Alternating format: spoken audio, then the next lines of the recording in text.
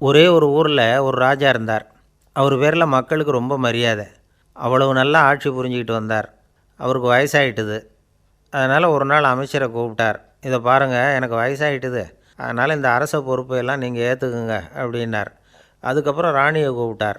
வா, நாம் இனிமேல் இங்கே இருக்க வேணாம், காட்டுக்கு போய் தவம் பண்ணலாம் அப்படின்னு கூப்பிட்டார். இந்த செய்தி மக்களுக்கு அறிவிக்கப்பட்டது. மக்கள் உடனே கூட்டம் கூட்டமாக அரண்மனைக்கு வர ஆரம்பிச்சிட்டாங்க. மன்னரை போய் பார்க்குறாங்க. அரசே, தாங்கள் எங்களுக்கு தந்தை மாதிரி. நீங்கள் காட்டுக்கு போயிட்டால் நாங்கள்லாம் இங்கே எப்படி இருக்க முடியும்? எங்களுக்கெல்லாம் எந்த துன்பமும் இல்லாமல் பார்த்துக்கிட்டு வர்றீங்க. இது மாதிரியான ஒரு அரசாட்சி இல்லைன்னா மக்கள் வாழ்ந்து என்ன பயன் அப்படின்னாங்க. இருந்தாலும் என்ன பண்ணுறது, வயசாகிட்ட காரணத்தினால இந்த முடிவுக்கு வர வேண்டியிருக்குது அப்படின்னாராம் ராஜா. அப்படின்னா நீங்கள் காட்டுக்கு போக வேணாம், நாங்கள் போகிறோம். நாங்கள் அங்கே போய் தவம் பண்ணுறோம், வழிபாடு பண்ணுறோம். கடவுள் வருவார், அவர்கிட்ட வரம் வாங்கிட்டு வந்துடுறோம் அப்படின்னாங்களாம். அப்படி சொல்லிவிட்டு உடனே எல்லோரும் காட்டுக்கு போனாங்க. நாட்டு மக்கள் எல்லாரும் ஒட்டு மொத்தமாக காட்டில் உட்காந்துக்கிட்டு தவம் பண்ணுறதை பார்த்தார் கடவுள். உடனே புறப்பட்டு வந்தார். எல்லோரும் இப்படி உட்காந்துருக்குறீங்களே, என்ன வேணும் உங்களுக்கு அப்படின்னு கேட்டார். உடனே மக்கள் எல்லாரும் ஒரு குரலில் சொன்னாங்க, சுவாமி, எங்கள் மன்னன் ரொம்ப நாளைக்கு நல்லபடியாக இருக்கணும். அவர் மகிழ்ச்சியாகவும் உடல் நலத்தோடும் இருந்தால் தான் நாங்கள் அமைதியாக வாழ முடியும் அப்படின்னாங்க. சரி, அதுக்கு என்ன செய்யணும் அப்படின்னார் ஆண்டவன். எங்கள் மன்னருக்கு இன்னும் ஒரு 100 வருஷம் ஆயுளை கொடுங்க அப்படின்னாங்க. அவ்வளவு தானே, சரி அப்படியே ஆகட்டும் அப்படின்னு சொல்லிவிட்டு ஆண்டவன் போயிட்டார். மக்கள் மகிழ்ச்சியோடு திரும்பி வந்தாங்க. மன்னா, கடவுள் வரம் கொடுத்துட்டார், நீங்கள் 100 வருஷம் வாழ போகிறீங்க அப்படின்னாங்க. இதை கேட்டதும் ராணி ராஜாவை வணங்கி, நான் தவம் செய்ய போகிறேன் அப்படின்னு புறப்பட்டாங்க. உடனே மக்கள் என்ன நினச்சாங்க தெரியுமா? ஐயோ, நாம் ராஜாவுக்கு மட்டும்தானே நீண்ட ஆயுள் வேணும்னு வரம் வாங்கினோம், ராணிக்கு வாங்கலையே, அதுதான் கோபத்தில் புறப்பட்டாங்க போல இருக்குது அப்படின்னு நினச்சி வருத்தப்பட்டாங்க. ஆனால் ராணி நினச்சது அது இல்லை.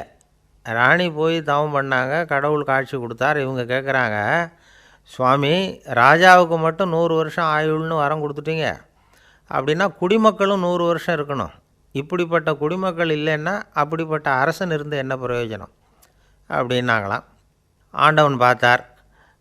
சரி, அவங்களும் 100 வருஷம் வாழ்வாங்க, அது மட்டும் இல்லை, நீயும் 100 ஆண்டு காலம் வாழ வரமளிக்கிறேன் அப்படின்னு சொல்லிவிட்டு மறைஞ்சிட்டார். இதில் ஆண்டவன் வர்றதும் மறையிறதும் முக்கியமில்லை. இதில் கவனிக்க வேண்டியது ஆள்கிறவனின் விசால மனம், குடிமக்களின் விசால மனம், ஆள்கிறவன் மனைவியினுடைய விசால மனம். இப்படி ஒரு நாடு இருந்துட்டுதுன்னா எப்படி இருக்கும் வாழ்க்கையை நினச்சி பாருங்கள்.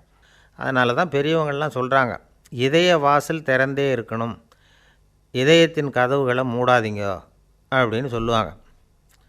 என்கிட்ட ஒருத்தர் சொன்னார், என்னுடைய இதய வாசல் எப்போவும் திறந்தே தான் இருக்குதுன்னார். எதனால் அப்படி சொல்கிறீங்க அப்படின்னு கேட்டோம். டாக்டரே சொல்லிவிட்டார், என்னுடைய இதயத்தில் ஒரு ஓட்டை இருக்குது அப்படின்னு, வால்வு சரியில்லையா அப்படிங்கிறார். ஒரு சீன தேசத்து அரசர் இருந்தார். அவருக்கு வயசாயிட்டுது. அவருக்கு அடுத்தபடியாக அவருடைய புள்ள பட்டத்துக்கு வரணும், ஆட்சி பொறுப்பை ஏற்றுக்கணும்.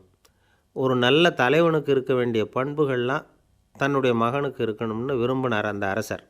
அதனால் இளவரசனை பக்கத்தில் இருந்த ஒரு குரு கிட்ட அனுப்புனார். இளவரசன் அவர்கிட்ட போய் சேர்ந்தான்.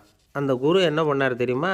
இவனை பார்த்து சொன்னார், இதை பாருப்பா, நீ என்ன பண்ணுற, இப்போவே பக்கத்தில் இருக்கிற காட்டுக்கு போ, நடு காட்டில் போய் ஒரு இடத்துல உட்காந்துக்கோ, அங்கே என்னென்ன சத்தம்லாம் உன் காதில் விழுதுன்னு கவனித்து கேளு, உன் காதில் விழுந்த ஓசைகள் என்னென்னங்கிறத என்கிட்ட சொல்லு, அதுதான் எனக்கு தெரியணும், உனக்கு வேலையும் அதுதான் அப்படின்னு சொல்லி அனுப்பி வச்சுட்டார். இளவரசன் காட்டுக்கு போனான். குரு சொன்னபடியே ஒரு இடத்துல உட்காந்து கவனித்து கேட்டான். அதுக்கப்புறம் குருக்கிட்ட திரும்பி வந்தான். என்னென்ன சத்தம்லாம் கேட்ட அப்படின்னு கேட்டார் குரு. குருவே, காட்டில் நான் பறவைகள் சத்தம்லாம் கேட்டேன், மிருகங்களின் ஓசையையும் கேட்டேன், இதை தவிர இடி, மின்னல், மழை இதுகளோட சத்தத்தையும் கேட்டேன் அப்படின்னா. குரு யோசனை பண்ணார், நீ இன்னமும் சரியாக கேட்கல, அதனால் மறுபடியும் காட்டுக்கு போ, கொஞ்ச நாள் தங்கியிருந்து கேட்டுட்டு வா அப்படின்னார். இளவரசனுக்கு ஒன்றும் புரியல. இருந்தாலும் குருவின் கட்டளையாச்சே, மறுக்க முடியுமா? உடனே அவன் மறுபடியும் காட்டுக்கு போனான். ஒரு இடத்துல உட்காந்தான். கொஞ்ச நேரம் உன்னிப்பாக கவனித்து கேட்டான். சில நாள் கழித்து குருக்கிட்ட திரும்பி வந்தான். குருவே, இந்த தடவை சில துல்லியமான சத்தங்களையெல்லாம் கேட்டான். தேனீ பறக்கிற சத்தம், நீரோடையின் மெல்லிய ஓசை, இதெல்லாம் கேட்டேன்னா. குரு சிரித்தார். நீ மறுபடியும் காட்டுக்கு போ, இன்னும் சில நாள் அங்கே இரு, முழுமையாக கவனமாக கேட்டுக்கிட்டு வா அப்படின்னு சொல்லி அனுப்பி வச்சுட்டார். இளவரசனுக்கு குழப்பம் அதிகமாயிட்டுது. ஒன்றுமே புரியல. மறுபடியும் காட்டுக்கு போனான். மௌனமாக ஒரு இடத்துல உட்காந்துட்டான். அப்படியே தியானத்தில் ஆழ்ந்துட்டான். சில நாளில் அவனுக்கு இதுவரை கேட்காத ஓசைகள்லாம் கேட்க ஆரம்பிச்சிட்டுது. இதைத்தான் நான் கேட்கணும்னு என்னுடைய குரு எதிர்பார்த்துருக்கிறாருங்கிறத புரிஞ்சுக்கிட்டான். உடனே குருக்கிட்ட ஓடனான். குருவே, இந்த தடவை காதுகளுக்கு கேட்க முடியாத சில ஓசைகளை கூட என்னால் உணர முடிஞ்சுது. பூ மலருகிற ஓசை, சூரியனால் பூமி சூடாகிறப்போ எழுகிற ஓசை, காலை பனித்துளி இந்த புல்லுலாம் குடிக்கிற ஓசை, இது எல்லாம் என்னால் நல்லா கேட்க முடிஞ்சுது அப்படின்னா. குருவுக்கு இப்போ தான் திருப்தி ஏற்பட்டு தான் இளவரசனை பார்த்து சொன்னார், இதை பாருப்பா, இப்போ தான் நாட்டை ஆளுகிற தகுதி உனக்கு வந்திருக்குது அப்படின்னு சொல்லி அதுக்கு விளக்கமும் கொடுத்தாராம். எந்த அரசன் தன்னுடைய மக்களின் எதையும் பேசுகிற மௌன மொழியை, மௌன வார்த்தைகளை கேட்குறானோ அவன்தான் ஆள தகுதி உள்ளவன். எந்த அரசன் தன்னுடைய மக்களின் உணர்ச்சிகளை உண்மையாக உணர்றானோ அவன்தான் முதன்மையான அரசன். போலி வார்த்தைகளை மட்டும் கேட்டுட்டு பல மௌன ராகங்களை காதில் வாங்கிக்காதவன் அரசனே இல்லை. எந்த நாட்டில் எப்போ ஒரு அரசன் தன்னுடைய மக்களின் உணர்ச்சிகளை கேட்க மறுக்கிறானோ அன்னையிலேருந்தே அந்த நாடு அழிய தொடங்குது அப்படின்னு அர்த்தம். இதுதான் அந்த குரு இளவரசனுக்கு போதித்தது. வாயால் பேசுகிறத மட்டும் கேட்டு ஏமாறக்கூடாது, உணர்ச்சிகளையும் கேட்குறதுல தான் மனப்பக்குவம் உண்டாகும். மக்கள் உணர்ச்சிகளை புரிந்து கொள்ளாத அரசர்கள் நீடிச்சிருக்க முடியாது. அது மாதிரி நாடுகளில் அடிக்கடி குழப்பம் தான் உண்டாகும். அப்படி இருந்தால் அடிக்கடி ஆட்சி மாறிக்கிட்டு இருக்கும். அப்படிப்பட்ட ஒரு தேசம், அங்கே ஒரு சிறைச்சாலையில் 3 கைதிகள் பேசிக்கிட்டு இருந்தாங்க. ஒருத்தன் சொன்னான், நான் இந்த நாட்டு ராஜாவை எதிர்த்து பேசிக்கிட்டு இருந்தேன், அதனால் என்னை பிடிச்சி கொண்டாந்து இங்கே போட்டுவிட்டாங்க அப்படின்னா ஒருத்தன். இன்னொருத்தன் சொன்னான், நான் இந்த நாட்டு ராஜாவை ஆதரித்து பேசிக்கிட்டு இருந்தேன், அதனால் என்னை பிடிச்சி கொண்டாந்து இங்கே தள்ளிவிட்டாங்க அப்படின்னா. அது சரி, நீ என்ன தப்பு பண்ண அப்படின்னு சொல்லி 3வது ஆளை பார்த்து இவங்க கேட்டாங்க. அதுக்கு அந்த ஆள் சொல்கிறான், நான் தான் இந்த நாட்டு ராஜா அப்படின்னானா. ஒரு ஊரில் ஒரு ராஜா இருந்தார். பெரிய அரண்மனையில் தான் இருக்கிறார். எல்லா வசதியும் இருந்தது. இருந்தாலும் அவர் எல்லாரும் சொல்கிறது எப்படி தெரியுமா, பிச்சைக்கார ராஜா. அப்படி ஒரு பேர் அவருக்கு நிலச்சி போச்சு. ஜனங்களும் சரி, மற்ற தேசங்களில் உள்ளவங்களும் சரி, அவர் அந்த பேர் சொல்லியே குறிப்பிடுறது வழக்கமாக போட்டுது. இது அவருக்கு ரொம்ப கவலையாக போச்சு. என்ன இது, நம்மளை தேடி வர்றவங்களுக்கெல்லாம் நாம் சோறு போடுறோம், நம்ம புகழ்ந்து பாடல் ஏற்றி கொண்டு வர்ற புலவர்களுக்கெல்லாம் அவங்க எப்படி வந்தாலும் ஒருவேளை சோறு போடணுங்கிறது உத்தரவு. இவ்வளவுலாம் செஞ்சும் நம்மளை போய் பிச்சைக்கார ராஜான்னு எல்லாரும் சொல்கிறாங்களே, அது ஏன், எதுக்காக இப்படி சொல்கிறாங்க? இதுதான் ராஜாவுக்கு குழப்பம். சரி, இதை பற்றி நம்ம அமைச்சர்கள்கிட்ட கேட்கலாமா அப்படின்னு யோசனை பண்ணார். இந்த விஷயத்தை போய் அவங்கக்கிட்ட எப்படி கேட்குறதுன்னு அவருக்கு தயக்கமாக இருந்தது. கௌரவ குறைச்சலாக தெரிஞ்சுது அவருக்கு. சரி, சாதாரண குடிமக்கள்கிட்ட இதை பற்றி கேட்கலாமா அப்படின்னு யோசனை பண்ணார். கேட்கலாம், ஆனால் அவங்க யாரும் ராஜா முன்னாடி நின்று தைரியமாக பேசக்கூடிய அளவுக்கு இல்லை. ராஜாவோட குழப்பம் நாளுக்கு நாள் அதிகமாக போச்சு. கடைசியாக அவர் ஒரு முடிவுக்கு வந்தார். அதாவது, இதை பற்றி ஒரு பிச்சைக்காரங்கிட்டே கேட்டு பார்த்துட்டா என்ன. இதுதான் அவர் பண்ண முடிவு. உடனே மாறு வேஷம் போட்டுக்கிட்டு நகர்வலம் போனார். ஒரு பிச்சைக்காரனை கண்டுபிடிச்சார். இதை பாருப்பா, நம்ம ராஜாவை எல்லாரும் பிச்சைக்கார ராஜான்னே சொல்கிறாங்களே, அதுக்கு என்ன காரணமாக இருக்கும் அப்படின்னு கேட்டார். அதுக்கு அவன் சொல்கிறான், இதுக்கான பதிலை இன்னும் ஒரு 30 நாளில் சொல்கிறேன் அப்படின்னா. உடனே இவருக்கு சந்தோஷம். உண்மையை அவங்ககிட்ட சொன்னார். நான் வேறு யாரும் இல்லை, நான் தான் இந்த நாட்டு ராஜா. இப்போ நீ என் கூடவே வந்துடு, அரண்மனையிலேயே தங்கிக்கோ. 30 நாள் கழித்து எனக்கு பதில் சொல்லிவிட்டு அதுக்கப்புறமா நீ போகலாம் அப்படின்னு சொல்லி அழைச்சிட்டு வந்துட்டார். அரண்மனையில் ஒரு மூலையில் அவன் தங்கிறதுக்கு இடம் கொடுத்தார். தினம் 2 வேளையும் இவனுக்கு சோறு போடுங்க அப்படின்னு உத்தரவு போட்டார். ராஜா கொடுத்த இடத்துல போய் உக்காந்துக்கிட்டான் அந்த பிச்சைக்காரன். தினமும் அந்த அரண்மனையில் நடக்கிறதையெல்லாம் கவனிச்சிக்கிட்டு வந்தான். வேளைக்கு சாப்பாடு வரும், சாப்பிட்டுக்கிட்டு இருக்கான். இப்படி 30 நாள் முடிஞ்சுது. ராஜா வந்தார். என்ன, என்னோட கேள்விக்கு பதில் என்னன்னு கண்டுபிடிச்சிட்டியான்னார். கண்டுபிடிச்சிட்டேன்னா. என்ன எல்லாரும் பிச்சைக்கார ராஜான்னு சொல்கிறாங்களே, அது நியாயமாக படுதா உனக்குன்னு கேட்டார். நியாயமாக தான் படுது, சந்தேகம் இல்லாமல் நீங்கள் பிச்சைக்கார ராஜா தான். என்ன தான் நீங்கள் வசதியோடவும் படைபலத்தோடவும் இருந்தால் கூட நீங்கள் எங்கள் வர்க்கத்தை சேர்ந்த ஆசாமி தான் அப்படின்னு அடித்து சொல்லிவிட்டான் அந்த ஆள். ஏனால் அப்படி சொல்கிறேன்னு கேட்டார் இவர். அரசே, ஒரு உண்மையை கண்டுபிடிச்சி சொல்கிறதா நான் உங்ககிட்ட சொன்னேன். நீங்கள் ராஜ பரம்பரைன்னா உடனே உங்கள் கழுத்தில் கிடக்கிற முத்து மாலையை கழட்டி பரிசாக கொடுத்துருப்பீங்க, பொன்னையும் மணியையும் கொடுத்துருப்பீங்க. ஆனால் நீங்கள் அப்படி செய்யலை. என்னை ஒரு மூலையில் உட்கார வச்சு 2 வேளை சோறு போட சொன்னீங்க. உங்களை தேடி யார் வந்தாலும், யார் பாராட்டி பேசினாலும் அல்லது பிரச்சனைகளை சொன்னாலும் நீங்கள் செய்கிற ஒரே காரியம் சோறு போடுறது தான். பிச்சைக்காரனுக்கு சோறு மட்டும்தான் உலகம். உங்கள் விஷயத்துலேயும் நீங்கள் அப்படி தான் நினைக்கிறதாக தெரியுது. நல்லா கவனிங்க. எந்த ஒரு பிரச்சனைக்கும் சோறு தான் முடிவுன்னு நினைக்கிறீங்க பாருங்கள். நீங்கள் சந்தேகமில்லாத எங்களை சேர்ந்த ஆள் தான் அப்படின்னு விட்டான் அந்த பிச்சைக்காரன். அதுக்கப்புறம் தான் அந்த ராஜா தன்னுடைய தவறுகளையெல்லாம் திருத்திக்கிட்டாராம். பசின்னு வர்றவங்களுக்கு சோறு தான் போடணும், அது தப்பு இல்லை. பாராட்ட வர்றவங்களுக்கெல்லாம் சோத்தையே போட்டு அனுப்புனா இப்படி தான் பேர் வரும். எனக்கு தெரிஞ்ச ஒருத்தர் தினமும் யாராவது ஒருத்தரை தன் வீட்டுக்கு அழைச்சிட்டு போவார், சாப்பாடு போட்டு அனுப்புவார். முன்னறிவிப்பு இல்லாமல் திடீர்னு ஒரு விருந்தாளியோட வீட்டில் போய் இவர் நிற்கிறது வழக்கம். அந்த அம்மாவும் இவருக்காக தயார் பண்ணி வச்சுருந்ததை இவர் அழைச்சிட்டு வந்திருக்கிற விருந்தாளிக்கு போட்டுருவாங்க.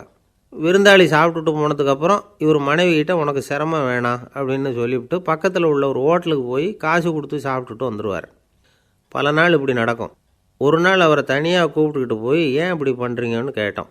அதுக்கு அவர் சொல்கிறாரு, எங்கள் வீட்டு சாப்பாட்டிலேருந்து தப்பிக்கிறதுக்கு எனக்கு வேறு வழி எதுவும் தெரியல சார், அதனால தான் இப்படி பண்ணிகிட்ருக்கிறேன் அப்படின்னார் ரொம்ப பரிதாபமாக. ஒரு அரசனும் அமைச்சரும் ஒரு நாள் ரொம்ப சாவகாசமாக பேசிக்கிட்டு இருந்தாங்களாம்.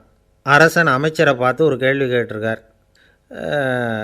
ஏங்க அமைச்சரே, ஆசை இல்லாத ஒரு மனுஷனால் இருக்க முடியுமா அப்படின்னு. ஏன் முடியாது, துறவி அப்படிங்கிறவங்கெல்லாம் அப்படிப்பட்டவங்க தானே அப்படின்னாராம் அமைச்சர்.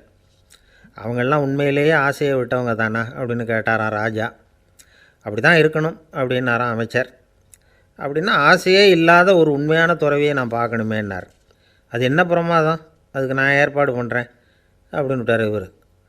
சொல்லிவிட்டு உடனே புறப்பட்டு போனார். அங்கே தேடினார். அப்புறம் தான் அவருக்கு புரிஞ்சுது உண்மை துறவியை கண்டுபிடிக்கிறது எவ்வளவு கஷ்டமான காரியம்னு. இருந்தாலும் ராஜா கிட்ட சொல்லியாச்சே உண்மை துறவியை காட்டுறேன்னு. இப்போ என்ன பண்ணுறது? ராஜா கிட்ட சொன்னபடி நடக்கலைன்னா அவருக்கு கோபம் வந்துடும். அமைச்சர் ஒரு யோசனை பண்ணார். அவருக்கு ஒரு வழி தெரிஞ்சுது. அதுதான் சரின்னு முடிவு பண்ணார். அதாவது அந்த ஊரில் அவருக்கு தெரிஞ்ச நாடக நடிகர் ஒருத்தர் இருக்கிறார், நல்லா நடிப்பார். அவரை போய் பார்த்தார். இதை பாருப்பா, எனக்காக நீ ஒரு காரியம் செய்யணும்னார். என்னன்னு கேட்டார் அவர். நீ ஒரு துறவி மாதிரி கொஞ்சம் நேரத்துக்கு நடிக்கணும். ராஜா உன்னை பார்த்துட்டு போகிற வரைக்கும் நடி, அது போதும். அதுக்காக உனக்கு 10,000 ரூபா தரேன் அப்படின்னார். அவர் எந்த காலத்தில் இவ்வளோ பணத்தை மொத்தமாக பார்த்துருக்கார். அதனால் உடனே சரின்னு ஒத்துக்கிட்டார். அமைச்சர் அரண்மனைக்கு திரும்பி வந்தார். என்ன அமைச்சரே, இன்னுமா ஒரு உண்மையான துறவி கிடைக்கலன்னார். உண்மையான துறவி ஒருத்தரை இப்போ தான் கொஞ்ச நேரத்துக்கு முன்னாடி பார்த்து பேசிவிட்டு வர்றேன். அவர் நம்ம ஊருக்கு வெளியில் குளத்தங்கரையில் உள்ள ஒரு ஆலமரத்துக்கு அடியில் உட்காந்துருக்கிறார் அப்படின்னார் இவர். அப்படின்னா உடனே புறப்படுங்க அப்படின்னார் ராஜா. பரிவாரங்களோடு புறப்பட்டார். அங்கே அந்த மரத்தடியில் அந்த ஆள் வேஷம் போட்டுக்கிட்டு துறவி மாதிரி உட்காந்துருக்கிறான். ராஜா நேராக போனார். அந்த துறவி காலில் பொத்துன்னு விழுந்து வணங்கினார். உடனே ராணியும் அவர் காலில் விழுந்தாங்க. அடுத்தபடியாக அமைச்சர் விழுந்தார். அவருக்கு தெரியும் இது நம்ம ஆள் தான்னு. இருந்தாலும் என்ன பண்ணுறது, நேரம். அப்புறம் பரிவாரங்கள்லாம் துறவி காலில் விழுந்து ஆசீர்வாதம் வாங்கிட்டாங்க. ராஜா அப்புறமா தங்கத்தட்டில் பொன்னையும் பொருளையும் வச்சு அந்த துறவிக்கிட்ட ரொம்ப பணிவாக நீட்டுறார். தாங்கள் தயவு பண்ணி இதை ஏற்றுக்கணும் அப்படின்னு வேண்டிக்கிட்டார். அந்த துறவி பற்றில்லாமல் அதை பார்த்தார். எல்லாத்தையும் திறந்துவிட்ட எனக்கு இதெல்லாம் எதுக்காக அப்படின்னு சொல்லி அதை மறுத்துட்டாராம். ஆஹா, உண்மையான துறவியை பார்த்துட்டோம் அப்படிங்கிற ஆனந்தம் அரசருக்கு. ரொம்ப நிம்மதியாக திருப்தியாக திரும்பி வந்தார் அரண்மனைக்கு. அதுக்கப்புறம் அமைச்சர் யாருக்கும் தெரியாமல் அந்த துறவிகிட்ட ஓடினார்.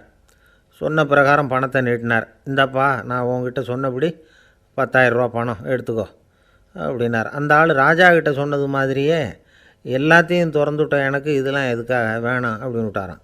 நடித்த வரைக்கும் போதும்ப்பா, இனிமேல் இந்த நாடக வசனம்லாம் வேணாம், வேஷத்தை கலைச்சிரு, பணத்தை வாங்கிக்கோன்னார்.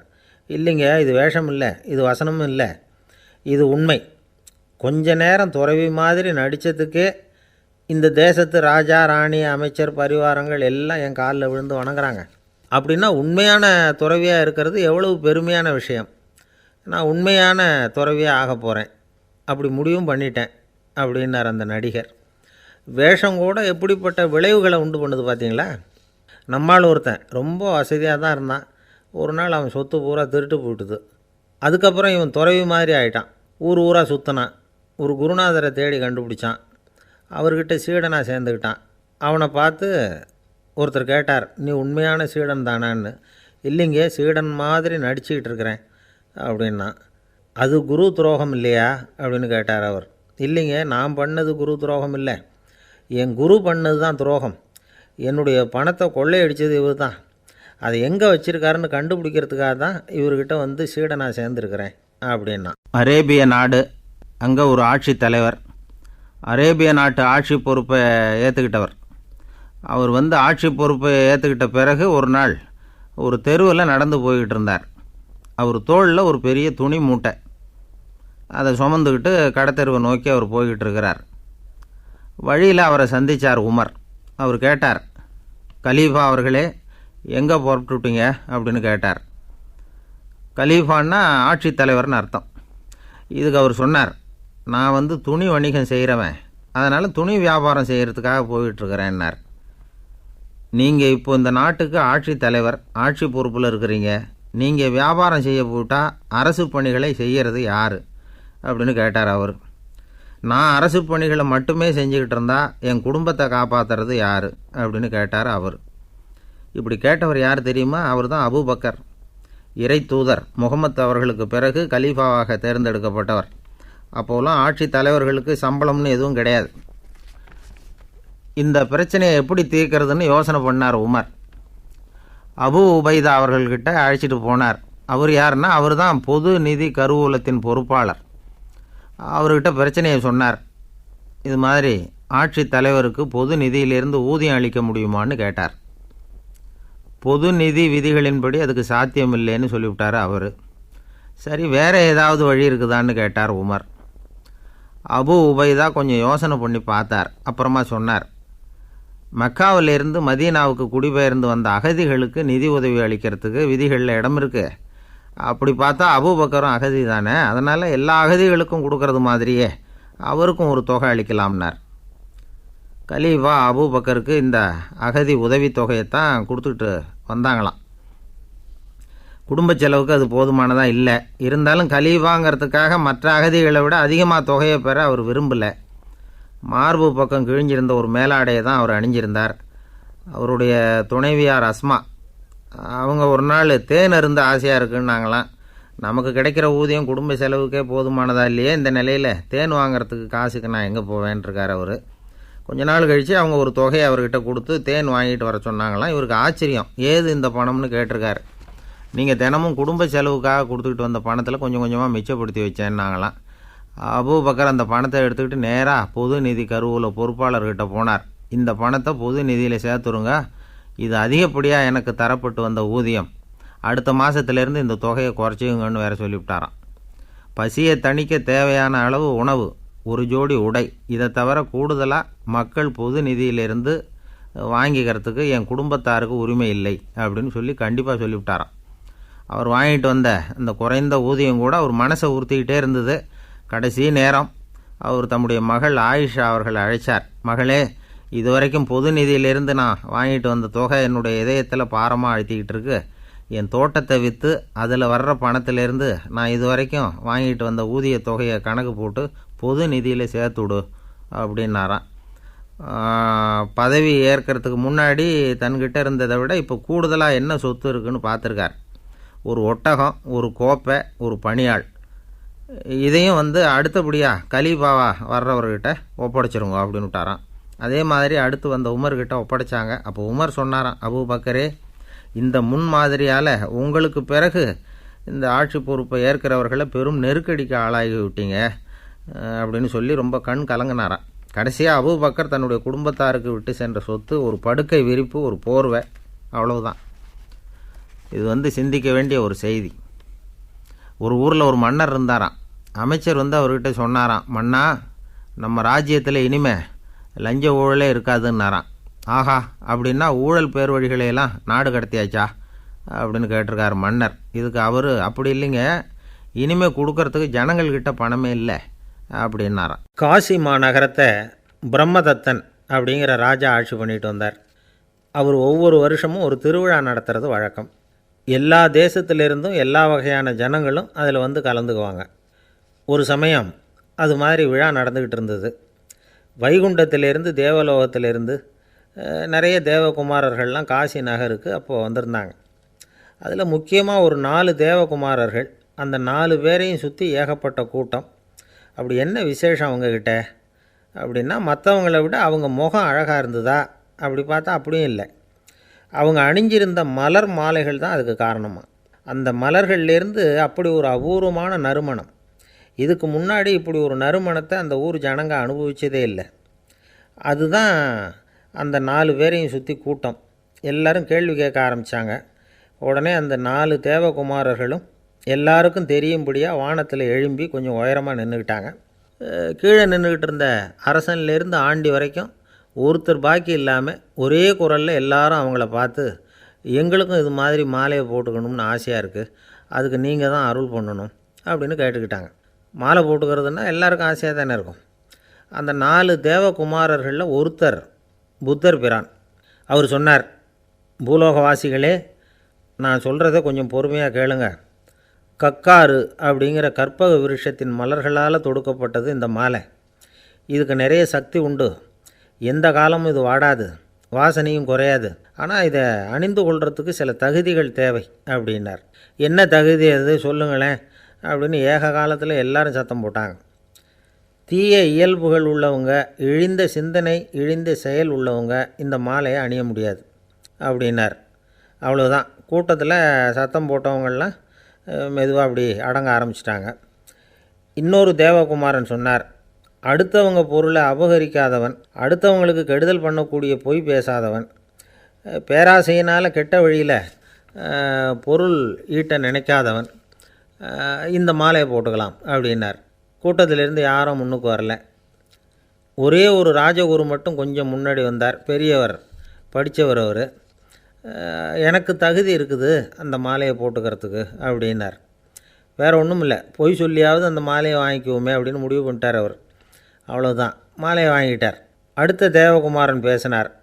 யாருக்கு திடமான அறிவும் மனமும் இருக்குதோ, யாருக்கு நல்ல காரியங்களில் அசையாத ஈடுபாடு இருக்குதோ, நல்ல அரிய பொருள்களை தனியாக தான் மட்டும் அனுபவிக்க விரும்பாதவர் யாரோ அவர் முன்னாடி வந்து இந்த மாலையை வாங்கிக்கலாம் அப்படின்னார். அந்த தகுதியும் எனக்கு இருக்குன்னார் ராஜகுரு. மாலையை வாங்கி போட்டுக்கிட்டார். இன்னொரு ராஜகுமாரன் பேச ஆரம்பித்தார். அறநெறியில் செல்வம் சேர்க்கணும், ஆடம்பர பொருள்களுக்கு அடிமையாகக்கூடாது, வெற்றி அடைஞ்சாலும் கர்வம் வரக்கூடாது, அப்படிப்பட்டவங்க இந்த மாலையை போட்டுக்கலாம்னார். துணிஞ்சு பொய் சொல்லி அதையும் வாங்கி கழுத்தில் போட்டுக்கிட்டார் இந்த ராஜகுரு. இன்னொரு ராஜகுமாரன் சொன்னார், சான்றோர்களை நிந்திக்காதவங்க, புறம் பேசாதவங்க இந்த மாலையை போட்டுக்கலாம்னார். அதையும் வாங்கி போட்டுக்கிட்டார். திருவிழா முடிஞ்சுது, எல்லோரும் திரும்பி போயிட்டாங்க. மறுநாள் ராஜகுரு 4 மாலைகளையும் போட்டுக்கிட்டு ராஜசபைக்கு வரார். வந்தவர் ரொம்ப அவஸ்தையோடு வர்றார். மாலையெல்லாம் வாடி போயிட்டுது, வாசனை எதுவும் கிடையாது. அது மட்டும் இல்லை, அவருக்கு கடுமையான தலைவலி வேறு வந்துட்டுது. துடிச்சு போயிட்டார். மாலையை கழட்டவும் முடியல. ஜனங்கள்லாம் அவரை பார்த்து சிரிக்க ஆரம்பிச்சிட்டாங்க. என்னத்துக்கு ஆசைப்படணும், ஏன் இப்படி கஷ்டப்படணும் அப்படின்னு. ராஜா பார்த்தார். மறுபடியும் விழாவுக்கு ஏற்பாடு பண்ணினார். தேவகுமாரர்கள்லாம் வந்தாங்க. ராஜகுரு வந்தார். மக்கள் முன்னிலையில் அவங்க காலில் விழுந்தார், மன்னிப்பு கேட்டுக்கிட்டார். இந்த மாலையை போட்டுக்கிற தகுதி எனக்கு இல்லை. தகுதி இல்லாத ஒருத்தன் தகாத தகுதியை பொய் மூலம் பெறணும்னு ஆசைப்படுறாங்களே, அவங்களுக்கெல்லாம் என்னுடைய தண்டனை ஒரு எச்சரிக்கையாக இருக்கட்டும்னார். அதுக்கப்புறம் தேவகுமாரர்கள் அவர் கழுத்தில் இருக்கிற மாலையை கழட்டினாங்களாம். அந்த மாலைகளும் பழையபடி மனம் கொடுக்க ஆரம்பிச்சுட்டு தான். இதிலேருந்து நாம் தெரிஞ்சுக்க வேண்டியது என்னென்னா, நமக்கு தகுதி இல்லாத ஒரு கௌரவம் நம்மக்கிட்ட தானாக வந்தால் கூட அதை தவிர்த்து விடுறது தான் நல்லது. அதுதான் புத்திசாலித்தனம். ஒருத்தர் வந்தார். சார், எங்கள் இலக்கிய மன்ற விழாவுக்கு நீங்கள் தலைமை தாங்கணும்னார். உடனே இவர் சொன்னார், பேச்சாளர், சார், இலக்கியத்தை பற்றி பேசுகிற தகுதி எனக்கு இல்லையே அப்படின்னார். உடனே அவர் கூப்பிட வந்தவர் சொன்னார், அந்த தகுதி உங்களுக்கு இல்லைங்கிறது எங்களுக்கும் தெரியும் சார், அதனால தான் உங்களை தலைமை தாங்க கூப்பிட்றேன் அப்படின்னார். அது சரி, தலைமைன்னா அதுக்கு இவர் என்ன தான் அர்த்தம் பண்ணுறாருன்னு தெரியல. ஒரு ஊரில் ஒரு ராஜா இருந்தார். அவர் அடிக்கடி காட்டுக்கு வேட்டையாட போவார். சில நண்பர்களையும் கூட அழைச்சிக்கிட்டு போவார். காட்டுக்கு போனதும் ஆளுக்கு ஒரு பக்கமாக போய் வேட்டையாடுவாங்க. சாயந்தரமாக திரும்பி வருவாங்க. மறுநாள் அரண்மனையில் உட்காந்து ஒவ்வொருத்தரும் அவங்க அனுபவங்களையெல்லாம் சொல்லிக்குவாங்க. அவங்க வீரத்துக்கு தகுந்த மாதிரி பரிசை அந்த ராஜா கொடுப்பார். இது மாதிரி ஒரு தடவை எல்லோரும் வேட்டைக்கு போயிட்டு திரும்பி வந்ததும் உட்காந்து பேச ஆரம்பிச்சிருக்கிறாங்க. ஒருத்தன் சொன்னான், தன்னுடைய வீரதீர செயலை பற்றி அளக்க ஆரம்பிச்சிட்டான். ஏன்னா அதுக்கு பரிசு கிடைக்க போகுதில்ல, அதனால். அவன் என்ன சொன்னான் தெரியுமா? அரசே, நேற்றுக்கு காட்டில் என்னாச்சு தெரியுமா? எனக்கு நேராக ஒரு சிங்கம் வாயை திறந்துக்கிட்டு வந்துட்டுது. நான் பயப்படவே இல்லை. உடனே ஒரு கல்லை எடுத்து குறி பார்த்து வீசினேன். சிங்கத்து வாய்க்குள்ளே போய் அந்த கல் மாட்டிக்கிட்டுது. அவ்வளவுதான். அந்த சிங்கம் என்னை பார்த்துட்டு பயந்துட்டு ஒரே ஓட்டமாக திரும்பி ஓடி போயிட்டுது அப்படின்னா. ஆஹா பலே அப்படின்னு எல்லோரும் கை தட்டினாங்க. ரெண்டாவது ஆள் ஒருத்தன் எழுந்திரிச்சான். அவன் சொல்ல ஆரம்பித்தான், அரசே, நான் போன வழியில் 2 பெரிய மலைப்பாம்பு கிடந்தது, என்னை முழுங்கிறதுக்கு வந்தது. நான் என்ன பண்ணேன் தெரியுமா? அந்த 2 பாம்போட வாலையும் ஒன்றா சேர்த்து முடிச்சு போட்டுட்டேன். அவ்வளவுதான். அது அங்கே இழுக்க இது இங்கே இழுக்க முடிச்சு நல்லா இறுகி போட்டுது அப்படின்றான். ஆஹா அற்புதம்னு சொல்லி எல்லாரும் கை தட்டினாங்களாம். அடுத்தபடியாக 3வது ஆள் ஒருத்தன் வந்தான். அவன் சொல்ல ஆரம்பித்தான், மன்னா, நான் போன பாதையில் குறுக்க ஒரு ஆறு, அதில் இறங்கி குளித்தேன். யாரோ காலை பிடிச்சி இழுக்கிறது மாதிரி இருந்தது. திரும்பி பார்த்தா ஒரு பெரிய முதலை. நான் உடனே அப்படியே ஒரு துள்ளல் துள்ளி அது முதுகில் போய் உக்காந்துக்கிட்டேன். அதை அப்படியே கரைக்கு நீந்த வச்சேன். கரைக்கு வந்து சேர்ந்ததும் அப்படியே ஒரே துள்ளி குதித்து கரைக்கு வந்துட்டேன் அப்படின்றான்.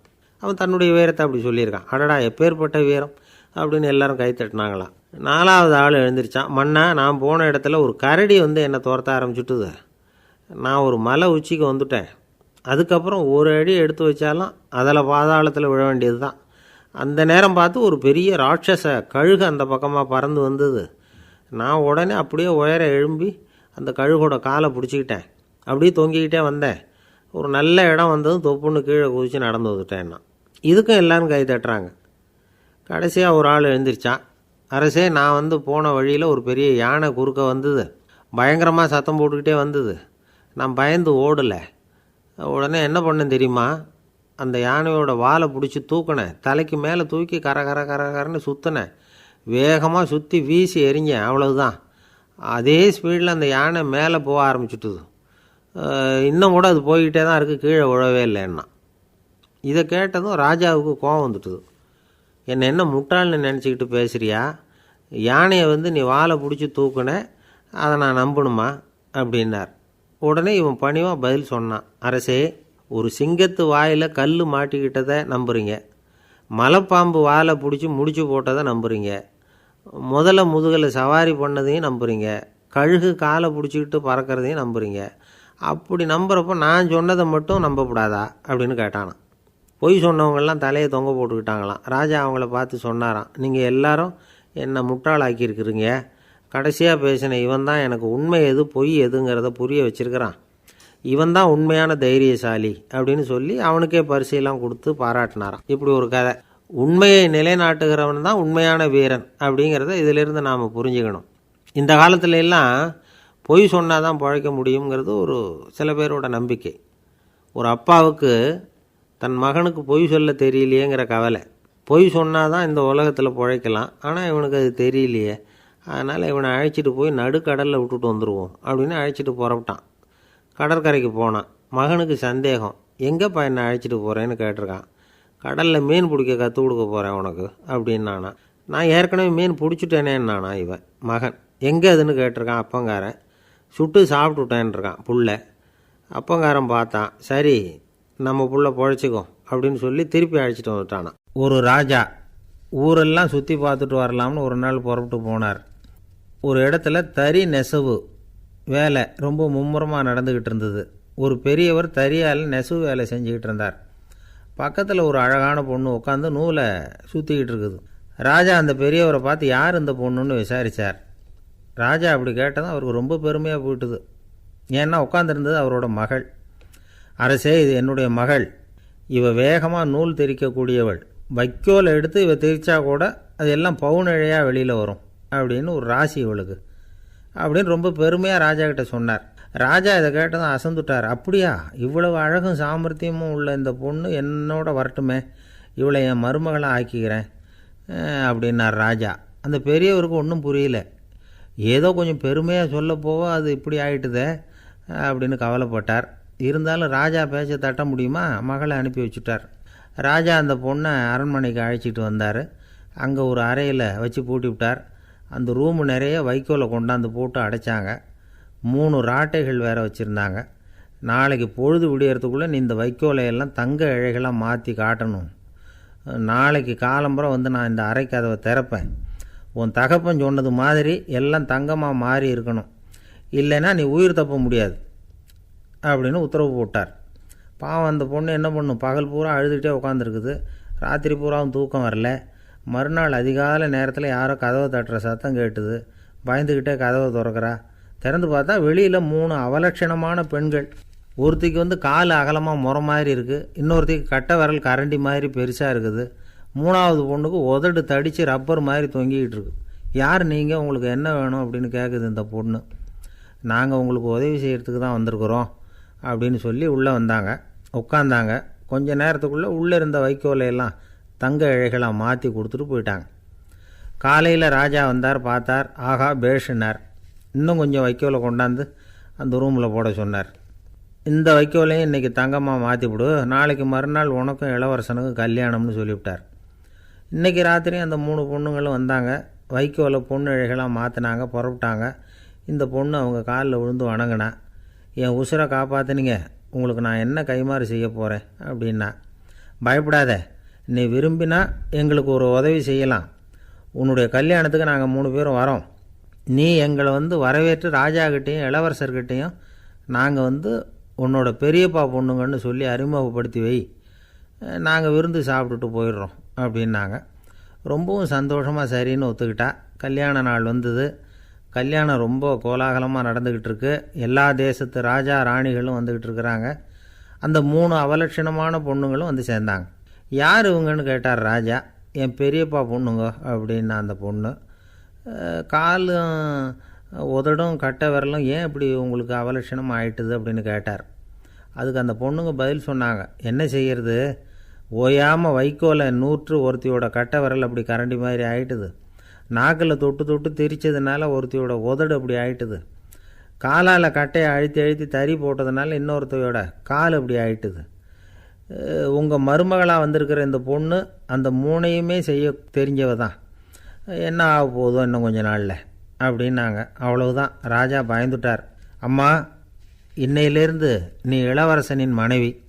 நீ எப்பவும் அழகாக இருக்கணும். அதனால் நீ இனிமேல் வைக்கோலை திரிக்கவே கூடாது அப்படின்னு உத்தரவு போட்டார். அவளை இக்கட்டான சூழ்நிலையிலிருந்து காப்பாற்றின அந்த 3 பொண்ணுங்களும் சந்தோஷமாக திரும்பி போயிட்டாங்களாம். சுவாமி சின்மயானந்தர் இந்த கதையை சொல்லியிருக்கிறார். தன்னலம் மறந்து சுயலாபத்தை தியாகம் செய்கிறது வைக்கோல்லேருந்து தங்க இழையை நூக்கிறது மாதிரி அப்படிங்கிறார் அவர். அது இருக்கட்டும், இப்போ நம்ம கதைக்கு வருவோம். ஒரு ராஜா தன்னோட மகனுக்கு சுயவரம் நடத்தினார். எல்லா தேசத்திலிருந்தும் ராஜகுமாரர்கள் வந்திருந்தாங்க. ராஜகுமாரியை கல்யாணம் பண்ணிக்கலாம்ங்கிற ஆசையில் சுயம்பர மண்டபத்திலேருந்து எல்லா ராஜகுமாரர்களும் அலறி அடிச்சுக்கிட்டு வெளியில் ஓடி வந்துக்கிட்டு இருக்கிறாங்களாம். ஏன் இப்படி எல்லாரும் மிரண்டு போய் ஓடி வர்றாங்கன்னு கேட்டார் ஒருத்தர். அதுக்கு இன்னொருத்தர் விவரம் சொன்னார். ராஜகுமாரியை இன்றைக்கி தான் அவங்க நேரில் பார்த்தாங்களாம், அதுதான் அப்படி ஓடி வந்துக்கிட்டு இருக்கிறாங்க அப்படின்னார். ஒரு ஊரில் ஒரு ராஜா இருந்தார். அந்த ராஜாவுக்கு ஒரு மந்திரி. ராஜா ரொம்ப நியாயமானவர், நேர்மையானவர், கண்டிப்பானவர். தப்பு செய்கிறது யாராக இருந்தாலும் தண்டனை கொடுப்பார். வேண்டியவங்களுக்கு ஒரு நியாயம், வேண்டாதவங்களுக்கு ஒரு நியாயங்கிறதெல்லாம் அவர்கிட்ட கிடையாது. ஒரு சமயம் அரசவையில் அந்த அமைச்சரே விதிமுறைகளுக்கு புறம்பாக ஏதோ நடந்துக்கிட்டு இருக்கார். மன்னருக்கு கோபம் வந்துட்டுது. உடனே அந்த அமைச்சரை கிட்டத்தில் கூப்பிட்டு அவர் கன்னத்தில் ஓங்கி ஒரு அறை கொடுத்துட்டாராம். உடனே அந்த அமைச்சர் என்ன பண்ணார் தெரியுமா, நேராக போனார். அங்கே நின்றுக்கிட்டு இருந்த இன்னொருத்தர் கன்னத்தில் ஓங்கி அரைஞ்சார். அறை வாங்கினவர் திகைச்சு போயிட்டார். இவர் ஏன் நம்மளை அரைகிறார் அப்படின்னு யோசனை பண்ணார். மன்னரும் திகைச்சு போயிட்டார். நாம் இவரை அரைஞ்சா அதுக்காக இவர் போய் இன்னொருத்தரை அரையணுமா அப்படின்னு யோசனை பண்ணார். இவருக்கு என்ன பைத்தியமானு கூட நினைக்க ஆரம்பிச்சிட்டார். ஆனால் என்ன ஆச்சுன்னா, அப்புறம் அமைச்சர் அவர் கவனிச்சிக்கிட்டு இருந்தாரா, அவர் இன்னொருத்தரை அரைஞ்சார் இல்லையா, அந்த அறை வாங்கின ஆசாமியை பார்த்து கத்திக்கிட்டு இருந்தார். யார், அமைச்சர். ஏன்பா என்கிட்ட அறையை வாங்கிக்கிட்டு இப்படி விவரம் இல்லாமல் நின்றுட்டு இருக்கிறியே, நான் உனக்கு கொடுத்ததை நீ வேறு யாருக்கிட்டையாவது கொடுத்துரு அப்படின்னார். உடனே அந்த ஆள் பார்த்தான். தனக்கு அடுத்தபடியாக நின்றுக்கிட்டு இருந்தவனை ஓங்கி ஒரு அறை அரைஞ்சான். அவன் கன்னத்தை தடவிட்டே யோசனை பண்ணான். இது ஏதோ புரிஞ்சுக்கிட்ட மாதிரி அடுத்தாப்பில் நின்றுக்கிட்டு இருந்தவனை அரைஞ்சான். இப்படி இந்த அறை மாறி மாறி போய்கிட்டே இருக்குது. ஊர் பூரா பிரயாணம் பண்ண ஆரம்பிச்சுட்டுது. அன்றைக்கி ராத்திரி அந்த ராஜா படுக்கிறதுக்காக போனார். அந்த நேரம் பார்த்து அவர் கன்னத்தில் பலார்னு ஒரு அறை விழுந்தது. நம்மளே அரையிறது யார் அப்படின்னு அதிர்ச்சியோட மன்னர் திரும்பி பார்க்குறாரு. அரைஞ்சது அவரோட மனைவி. என்னாச்சு உனக்குன்னு கத்துனார் ராஜா. உங்களுக்கு தெரியாதா, ஊர் பூரா ஒருத்தர் மாற்றி ஒருத்தர் மூலமாக இந்த அறை பிரயாணம் பண்ணிட்டு வருது அப்படின்னாங்க அந்த அம்மா. அப்படின்னா ஆரம்பித்த இடத்துக்கே வந்துட்டுதா அப்படின்னாராம் மன்னர். என்ன சொல்கிறீங்கன்னு கேட்டிருக்காங்க. இவர் விவரத்தை சொன்னாராம். அப்படின்னா நீங்கள் ஆரம்பித்து வச்ச இந்த விளையாட்டை நான் முடிச்சு வச்சுட்டேன் அப்படின்னாங்களாம் அந்த அம்மா. மறுநாள் காலை மறுபடியும் அரசவை கூடிச்சு அந்த அமைச்சர் மன்னரை பார்த்து கேட்டார், என்ன மகாராஜா, என்கிட்ட கொடுத்ததை திருப்பி வாங்கிட்டீங்களா அப்படின்னாராம். இப்படி நடக்கும்னு நான் எதிர்பார்க்கவே இல்லைன்னார் மன்னர். ஆனால் நான் எதிர்பார்த்தேன், அது எங்கே போயிட போகுது, ஊர் பூரா சுற்றி கடைசியில் உங்ககிட்ட தான் வந்து சேரும் அப்படிங்கிறது எனக்கு தெரியும் அப்படின்னாராம் அமைச்சர். இந்த கதை வேடிக்கையாக இருந்தால் கூட இதில் உள்ள கருத்து முக்கியமானது. இந்த உலகத்தில் பல கருத்துக்கள் இப்படி தான் மாறி மாறி சுற்றி வந்துக்கிட்டே இருக்குது. நம்மால் ஒருத்தன் தன்னுடைய நண்பன் ஒருத்தனை கடத்தெருவில் பார்த்தான். உடனே ஓடி போய் பலார்னு ஒரு அறை கொடுத்தானா. அவன் கண்ணத்தை தடவிட்டு ஏன்டா என்னை அரைஞ்சேன்னு கேட்டிருக்கான். நீ ஏன்டா என்னை முட்டாள்னு என் மனைவிட்ட போய் சொன்னேன் அப்படின்ட்டுருக்கான் அவன். உன்னை ஒரு முட்டாள்னு சொன்னதுக்காகவா நீ என்னை அரைஞ்சே அப்படின்னு கேட்டிருக்கான் இவன். டேய், நான் அதுக்காக அறையலப்பா, அது ஒரு பெரிய ரகசியம் நான் முட்டாளுங்கிறது. அந்த ரகசியத்தை நீ ஏன் எங்கள் வீட்டில் போய் சொன்னேன், அதுக்காக தான் அரைஞ்சேன் அப்படின்னானா அவன். ஒரு ராஜா இருந்தார். நாடு பூராவும் நிறைய மரங்களை நட்டு வளர்க்கணுங்கிறது அவரோட ஆசை. தானே அதுக்கு முன்மாதிரியாக இருக்கணும்னு நினச்சார். அரண்மனையை சுற்றி மரங்களை நட்டு வளர்த்தார். இதை பார்த்துட்டு ஜனங்களும் அவங்கவுங்க வீட்டை சுற்றி மரக்கன்றுகளை நட்டு வளர்த்தாங்க. கொஞ்ச காலத்தில் ஊர் பூரா பசுமையாக மாறிச்சு. எல்லாருக்கும் சந்தோஷமாக இருந்தது. இது ஒரு பக்கம் இருக்கட்டும். இப்போ நான் சொல்ல போகிற கதை வேறு. அதாவது அந்த ராஜா ஒரு நாள் தன்னுடைய அரண்மனையை சுற்றி இருக்கிற விதவிதமான மரங்களை எல்லாம் போய் பார்த்தார். எப்படி இருக்கிறீங்க அப்படின்னு ஒவ்வொரு மரத்துக்கிட்டையும் விசாரித்தாராம். எந்த மரமும் சந்தோஷமாக இருக்கிறதா தெரியல. அது அதுக்கும் மனசில் ஒரு குறை. முதல்ல ஆலமரத்துக்கிட்ட போனார். அது சொல்லிச்சு, மண்ணா, நான் நல்லா பெருசாக வளர்ந்துருக்கிறேன், அடர்த்தியாக இருக்கிறேன், கிளையெல்லாம் 4 பக்கமும் நல்லா படர்ந்து தான் இருக்குது, இருந்தாலும் எந்த பிரயோஜனமும் இருக்கிறதா தெரியல எனக்கு. என்னுடைய பழம்லாம் ரொம்ப சின்னதாக இருக்குது, என் கண்ணுக்கு சரியாக புறப்பட மாட்டேங்குது. நான் இருக்கிற சைஸுக்கு என்னுடைய கிளையில் இருக்கிற பழம்லாம் எவ்வளோ பெருசாக இருக்கணும், அது இத்தினூண்டு இருக்கிறது எனக்கு பெரிய அவமானமாக இருக்குது. இப்படி இங்கே நின்றுக்கிட்டு இருக்கிறதே ரொம்ப கூச்சமாக இருக்குது. ஒரு நல்ல புயல் வந்ததுன்னா பேசாமல் சாஞ்சு விடலாமான்னு பார்க்குறேன் அப்படின்னு புலம்புது ஆலமரம். சரி இருக்கட்டும்னு நினச்சிக்கிட்டு ராஜா அடுத்தபடியாக ஒரு அத்தி மரத்துக்கிட்ட போனார். அதுவும் புலம்ப ஆரம்பிச்சுட்டுது. நான் கூட பெரிய மரம்தான், இல்லை இலையெல்லாம் அழகாக தான் இருக்குது, பழம் அழகாக இருக்குது, இருந்தாலும் உள்ள விஷயம் இல்லையே, அத்தி பழத்தை புட்டு பார்த்தா அத்தனையும் சொத்தை அப்படின்னு பழமொழியே உண்டாயிட்டுதே, இப்படி ஒரு கெட்ட பேரோடு நான் இருக்கணுமா அப்படின்னு புலம்புது அது. சரி இது இருக்கட்டும் அப்படின்னு சொல்லி அடுத்தபடியாக வேப்ப மரத்துக்கிட்ட போனார். அது தன்னுடைய வேதனையை வெளியிட்டது. எனக்கு எவ்வளவோ மருத்துவ குணங்கள்லாம் இருக்கிறதா சொல்லிக்கிறாங்க, இருந்தாலும் என்ன பிரயோஜனம், என்னுடைய பழத்தை மனிதர்கள் யாரும் விரும்பி சாப்பிட்றது இல்லையே அப்படின்னுது. ராஜா அடுத்தாப்புல இருந்த ஒரு பனை மரத்துக்கிட்ட போனார். நான் நல்லா உயரமாக தான் வளர்ந்துருக்கிறேன், மற்ற மரங்கள்லாம் என்னை அண்ணாந்து தான் பார்க்கணும், இருந்தாலும் என்கிட்ட நிழலுக்காக யாரும் ஒதுங்கிறது இல்லையே அப்படின்னுது. என்ன இது எல்லா மரமும் இப்படி திருப்தி இல்லாமல் இருந்துக்கிட்டு இருக்குதே அப்படின்னு நினச்சிக்கிட்டே ராஜா அடுத்தபடியாக அங்கே இருந்த ஒரு பைன் மரத்துக்கிட்ட போனார். அழகாக உயரமாக பசுமையாக தான் இருந்தது, ஆனால் பழமோ பூவோ கிடையாது. அதை நினச்சி அது வருத்தப்பட்டுக்கிட்டு இருக்குது. ஓக் மரம் அது ஒன்று நின்றுட்டு இருந்தது. அது என்ன சொல்லிச்சுன்னா, இலையுதிர் காலத்தில் என் மேலே இருக்கிற எல்லா இலைகளும் உதிர்ந்து போடுது, முடி கொட்டின மனிதர்கள் மாதிரி மொட்டையாக நான் நிற்க வேண்டியிருக்குது, என்ன வாழ்க்கை இது அப்படின்னு சொல்லி அழுத்துக்கிட்டது. சரி புளிய மரம் என்ன சொல்லுது பார்ப்போம்னு அதுக்கிட்ட போனால், என்னுடைய நிழலில் யாருமே தங்க மாட்டாங்க, உடம்புக்கு சூடுன்னு ஒதுங்கி போயிடுவாங்க, அடிமரத்தை பார்த்திங்கன்னா பட்டையெல்லாம் உறிஞ்சி பார்க்குறதுக்கே கேவலமாக இருப்பேன் அப்படின்னுது அது. முருங்கை மரம் என்ன சொல்லிச்சு தெரியுமா, என்னுடைய இலை காயெல்லாம் சாப்பிட்றவங்களுக்கு சத்து கொடுக்கறது வாசம்தான், ஆனால் என் உடம்புல சத்தே கிடையாது, கொஞ்சம் வேகமாக காற்று அடிச்சதுன்னா முறிஞ்சி விழுந்துடுறேன், என்ன வாழ்க்கை இது அப்படின்னு சொல்லி அது வருத்தப்பட்டது. ராஜா யோசனை பண்ணார், என்ன இது மரங்கள் பூமியின் வரங்கள்னு சொல்கிறோம், மழை பெய்யறதுக்கு அதுதான் காரணம், பூமி செழிப்பாக இருக்கிறதுக்கும் அதுதான் காரணம், வீடு கட்டுறதுக்கு மரம், நாற்காலி செய்ய உபயோகப்படுத்துறதுக்கும் அதுதான் உபயோகப்படுது, மனுஷனுக்கு வேண்டிய ஆகாரங்களையும் கொடுக்குது, இப்படிலாம் இருந்தும் எல்லா மரமும் நிம்மதி இல்லாமல் இருந்துக்கிட்டு இருக்குதே அப்படின்னு நினச்சார். அப்போது அங்கே இருந்த ஒரு மகிழ மரம் அவர் கண்ணில் பட்டுது. அந்த மரம் மட்டும் கொஞ்சம் நிம்மதியாக மகிழ்ச்சியாக இருக்கிறது மாதிரி தெரிஞ்சுது. உடனே ராஜா அதுக்கிட்ட போனார். உனக்கு மனசில் எதுவும் குறை இல்லையான்னு கேட்டார். இல்லை, நான் சந்தோஷமாக தான் இருக்கேன்னு தான் அந்த மகிழ மரம். அப்படியான்னு ஆச்சரியமாக கேட்டார் ராஜா.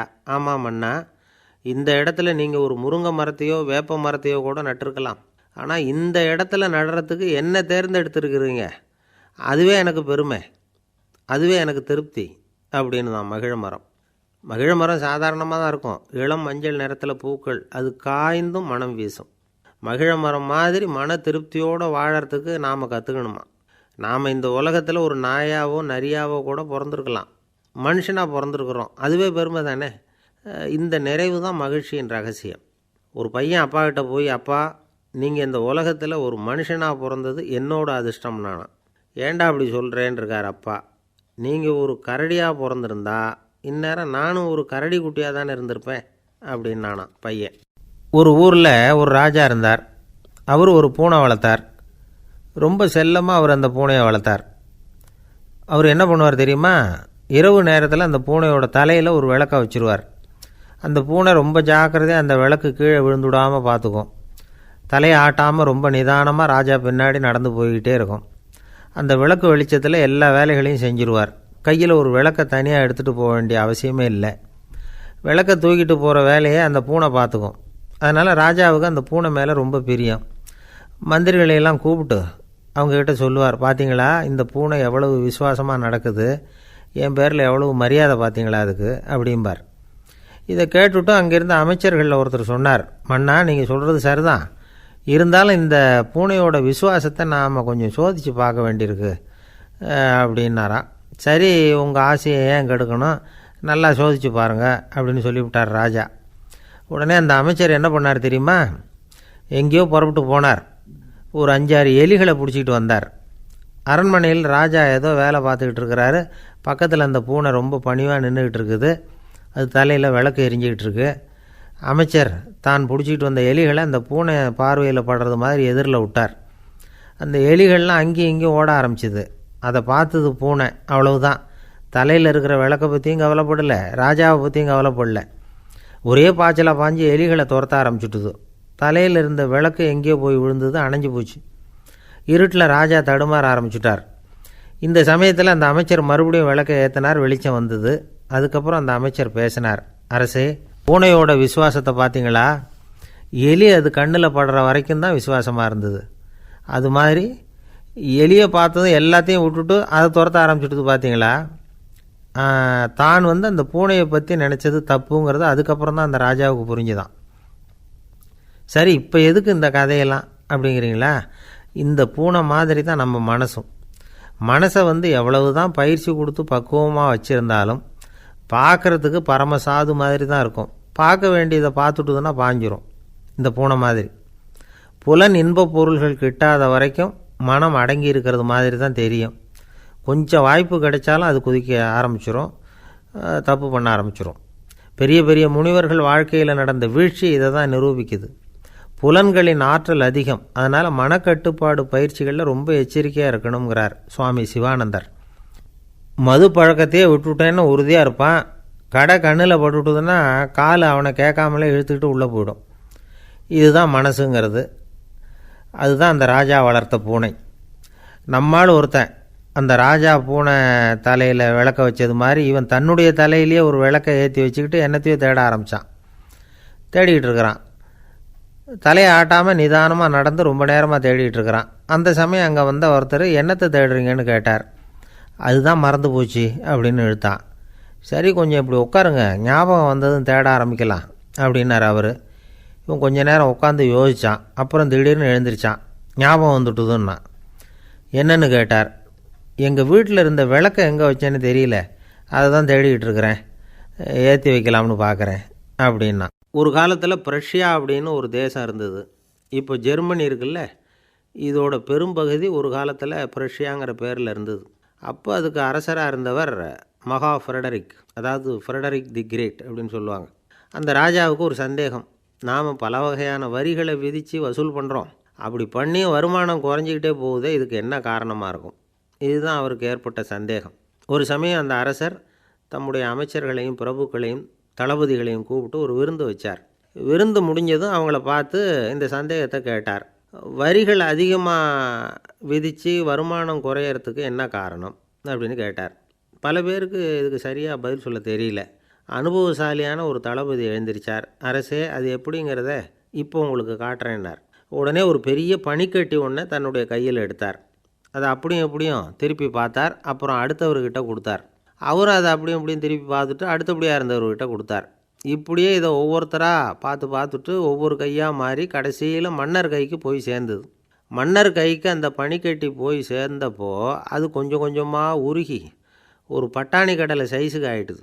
மன்னர் யோசனை பண்ணார், வரி அதிகமாக போட்டாலும் வந்து சேர்றது குறைவாக இருக்கிறதுக்கு என்ன காரணம் அப்படிங்கிறது அவருக்கு புரிஞ்சு போச்சு. காலம்தான் மாறிக்கிட்டு இருக்கே தவிர இந்த கையூட்டு வாங்குகிற பழக்கம் மாறினதாக தெரியல. இன்னொரு ராஜா இருந்தார். அவர் தன்னுடைய ராஜாங்கத்தில் லஞ்ச ஊழலே சுத்தமாக இருக்கக்கூடாது அப்படின்னு நினச்சார். அவர்கிட்ட பல்வேறு துறைகளுக்கும் பொறுப்பாக இருந்த பல பேரும் ரொம்ப சுத்தமாகவும் நேர்மையாகவும் இருந்தாங்க. ஒரே ஒருத்தர் மட்டும் எல்லார்கிட்டையும் லஞ்சம் வாங்கிட்டே இருந்தார். அவரை வேறு துறைகளுக்கு மாற்றி பார்த்தாரு. அந்த ராஜா என்னென்னமோ பண்ணி பார்க்குறாரு. எந்த வேலையை கொடுத்தாலும் அதுலேயும் லஞ்சம் வாங்கிறதுக்கு ஒரு வழியை உண்டு பண்ணிக்குவார் அந்த ஆள். ராஜாவுக்கு இது ஒரு பெரிய தலைவலியாக போட்டுது. இவர் என்ன பண்ணுறது, இவருக்கு என்ன வேலையை கொடுக்கறது, கொஞ்சம் கூட லஞ்சம் வாங்கிறதுக்கு சான்ஸே இல்லாத ஒரு வேலையை கொடுக்கணும் அப்படின்னு திட்டம் போட்டார். ஒரு நாள் அவருக்கு அந்த உத்தரவும் போட்டுட்டார். அதாவது அவருக்கு என்ன வேலைன்னா, கடற்கரையில் தான் அவருக்கு ஆஃபீஸ். அங்கேயே இருந்துக்க வேண்டியது. தினமும் எத்தனை கடல் அலை கரையில் வந்து மோதுது அப்படிங்கிறத கணக்கெடுத்து ராஜாவுக்கு தெரிவிக்க வேண்டியது. இதுதான் அவருக்கு வேலை. பேசாமல் அலையை எண்ணிட்டு உட்காந்துருக்கட்டும், அப்போவாவது அவர் லஞ்சம் வாங்குகிற சந்தர்ப்பம் இல்லாமல் போயிடும் அவருக்கு அப்படின்னு நினச்சார் ராஜா. இந்த ஆள் கடற்கரைக்கு போய் டியூட்டியில் ஜாயின் பண்ணிக்கிட்டார். ஒரே மாதத்தில் அங்கே சொந்தமாக ஒரு பிரம்மாண்டமான மாளிகை கட்டிவிட்டார். ராஜாவுக்கு இது பெரிய ஆச்சரியமாக போச்சு. அலையை என்ற வேலையில் அந்த ஆள் எப்படி பணம் சம்பாதிச்சார் அப்படின்னு விசாரித்து பார்த்தார் அக்கம் பக்கத்தில். அந்த ஆள் என்ன பண்ணியிருக்கிறாருன்னா, கடற்கரையில் போய் பொறுப்பை ஏற்றுக்கிட்ட உடனே அங்கே இருந்த மீனவர்கள்கிட்ட எல்லாம் இந்த கரையில் வந்து ஒரு நாளில் வந்து மோதுகிற அலைகள் எத்தனை அப்படின்னு கேட்டிருக்காரு. அது எப்படிங்க தெரியும்னு இருக்காங்க அவங்க. தினமும் அந்த எண்ணிக்கை தெரியணும். நம்ம ராஜாவுக்கு தினமும் அறிக்கை அனுப்பணும், டெய்லி ரிப்போர்ட்டு.